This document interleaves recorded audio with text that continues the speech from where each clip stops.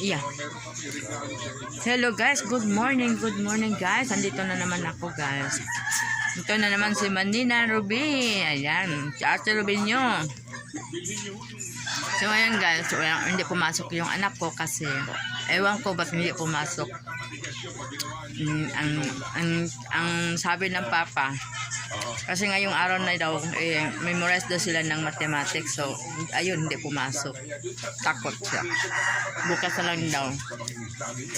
So, ngayon guys, pupunta ako sa baba ngayon. Bibili ako ng 5 fingers baka multitaps para i-salad ko mamaya. Lagyan ko ng suka.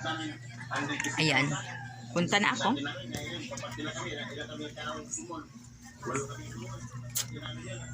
So, kain tayo ng apple guys. Ayan.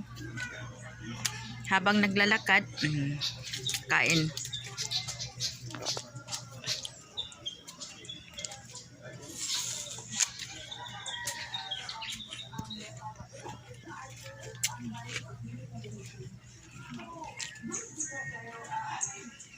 Doon ako sa baba. Pababa pa.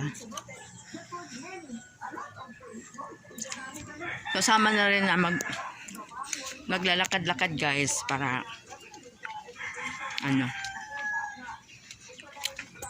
para na ng exercise ng mga katuhuran. Kasi hindi na ako nakapaglakad-lakad guys every morning. Wala nang exercise yung ko.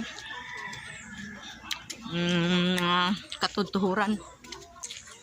Natawa ako kagabi guys kasi hindi ko na-expect guys na magsahod kami kagabi. So ngayon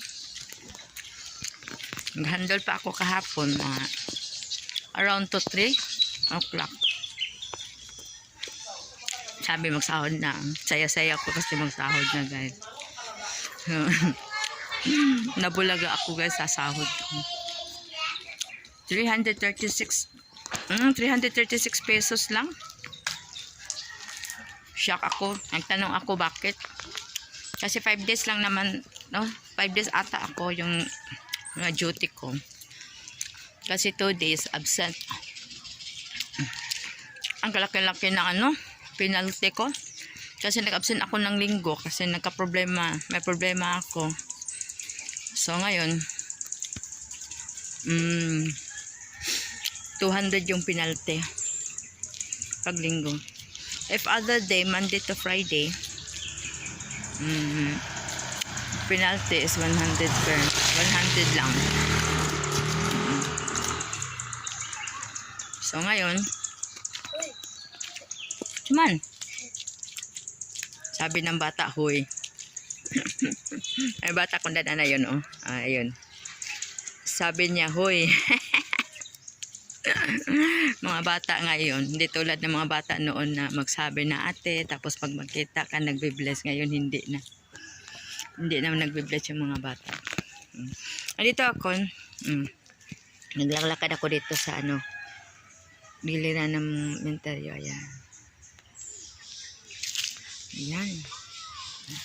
Ayan guys. So anong nangyari, kunti lang yung sahod ko, nakuha yun 363 lang net. Oo, tapos kasi nagdida kami ng SS kahapon.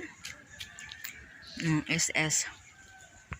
So sa sunod na buwan na naman by October, naman yun i-deduct. Ano ba yun? Pag-ibig at saka PhilHealth daw. 2 beses na ako nakunan sa aking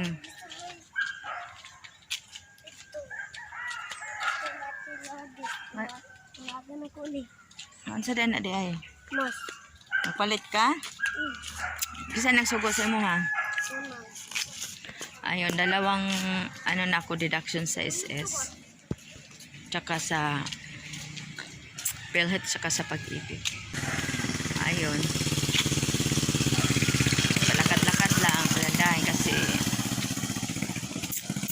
masakit yung tuhod ko guys. Ay, yung paa ko guys na mamanhi dahil siguro ito sa aircon. Malamig ba?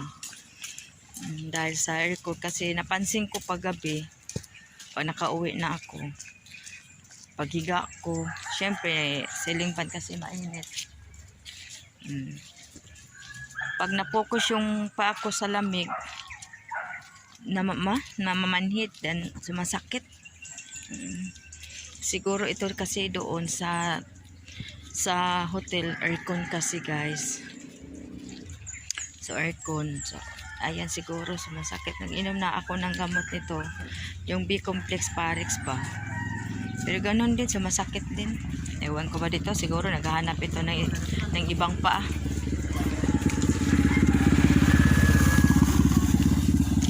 So guys, nandito na ako sa baba guys. Nandito na ako, may garden dito guys. Ayan. So ayan guys, dito ako bibili ng gulay guys. Ayan, dito ako bumibili guys kasi fresh kasi bagong pitas na gulay. Ayan, ang dami guys. Ayan guys, ayan. Kung gusto kayong red, ayun din, ayun yung red. Des, apalita ko des be.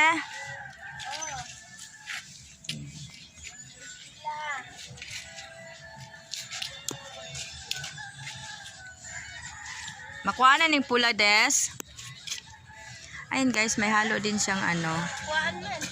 Kanira ako pula des. Nakay ginamos des. Pilas pula. 10 lang siguro. Ayan, namitas na sila guys. Halo ilan dayan sa green day sa 10 sa ano sa pula, then 10 nandiyan po sa ano sa green. Ano ba yan? 10 sa red, 10 sa green. Ay guys, masarap ito guys, ano, paglalot na may ginamos ka guys, may bagoong at saka ano, kamatis at saka suka. Yan, ubos na yung ano guys, yung bahaw, diba? Sa bahay guys, walang kumakain nito, yun lang asawa ko kumakain. So yung iba, dahil magdamihan ko na lang pagluto, sa trabahoan ko na lang baon ba, ulam. Kasi hindi ako masyado kumakain ng mga manok, karneng baboy, ayun, gulay-gulay. Tapos yung gulay na gisado guys, hindi na ako masyado kumakain yan kasi taas yung sugar ko. So kailangan ko na yung maasim-asim na pagkain. Tulad ng salad. Salad nito, salad na kamuti tap.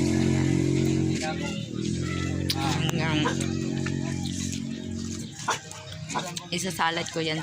Sa dami pa naman nito, hindi ka maiinggit guys. Kahit nabili ka nito, ano lang, igisa mo lang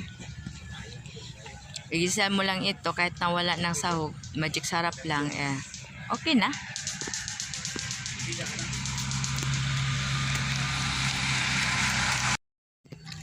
Ayun guys, dito na namin sa green na naman kami kumukuha.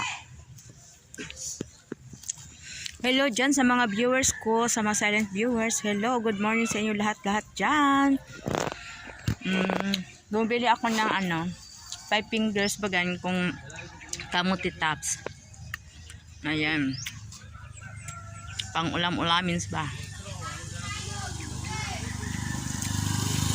Kasi ngayon na ako nakababa dito.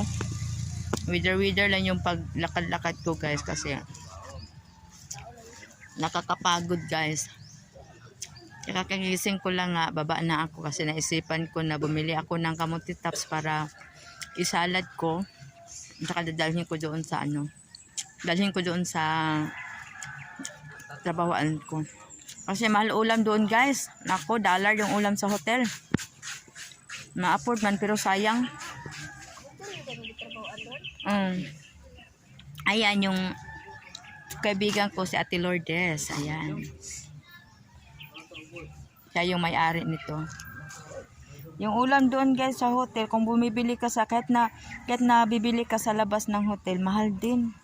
Yung chicken nga 40 maliit. Tapos yung mga ulam na niluluto, yung kagaya ng pork steak, yung mga Iba't ibang klase ng mga ano, 40, 50, 60. Tapos wala pang ano, magmarites tayo guys, wala pang lasa. Ay, aw.